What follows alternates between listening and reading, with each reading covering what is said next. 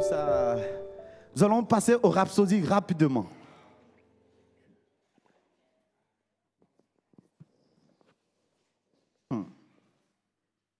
Le thème de la rhapsodie du jour, c'est refuser l'orgueil.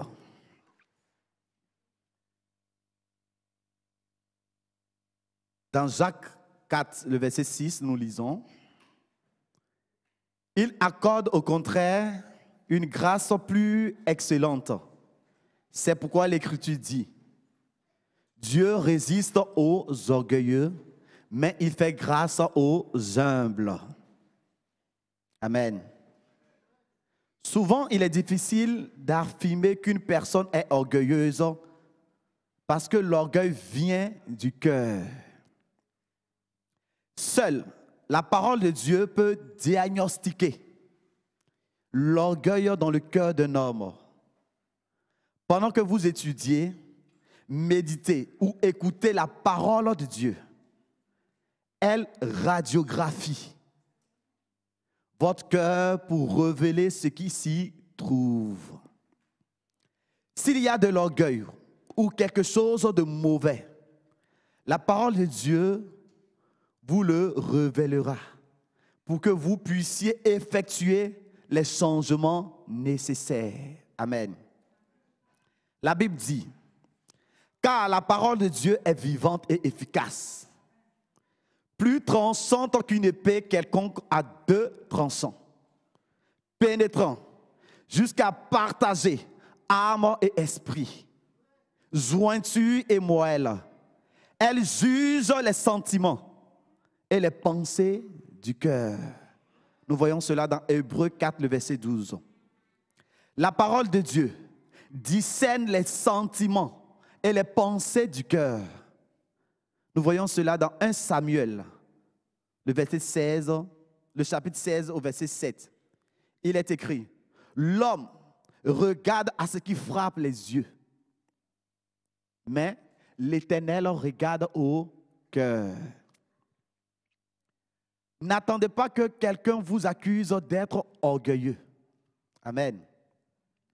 Utilisez la parole pour vous examiner.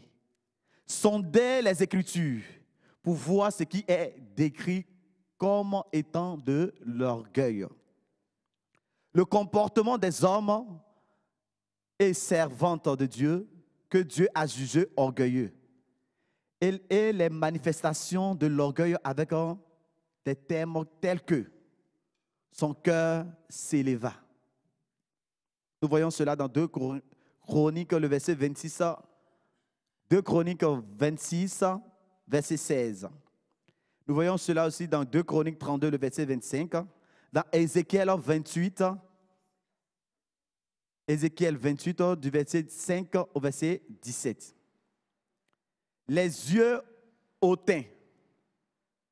Nous voyons cela dans Proverbe 6, le verset 17, et aussi dans Proverbe 21, le verset 4, qui parle des regards hautains et un cœur qui s'enfle.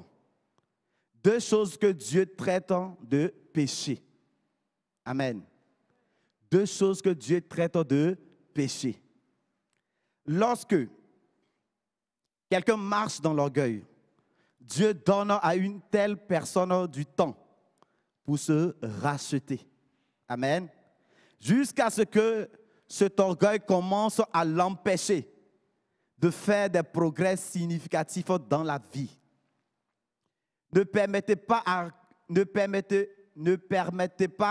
que cela vous arrive. Amen. Battez-vous pour demeurer humble. Usez de bonnes paroles envers vos semblables. Des paroles aimables et gracieuses. Amen. Imitez Jésus.